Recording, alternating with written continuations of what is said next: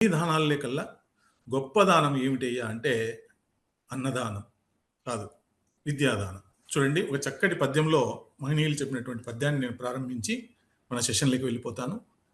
అన్నదానము గొప్పదనవచ్చునే గాని అన్నంబు జాములో నరిగిపోవు, వస్త్రదానము కూడా భవ్యదానమే గాని వస్త్రమేడాదిలో పాతదగును, గృహదానమొకటి ఉత్కృష్ట దానమే గాని కొంప కొన్నేండ్లలో కూలిపోవు, భూమిదానము మహాపుణ్యదానమే గాని భూమి అన్యుల చేరిపోవచ్చు, అరిగిపోక ఇంచుక ఏని చిరిగిపోక కూలిపోవక అన్యుల పాలుగాక, నిత్యమై వినిర్మలమై నిశ్చలమై నిలిచియుండునది ఒక్క విద్యాదానము.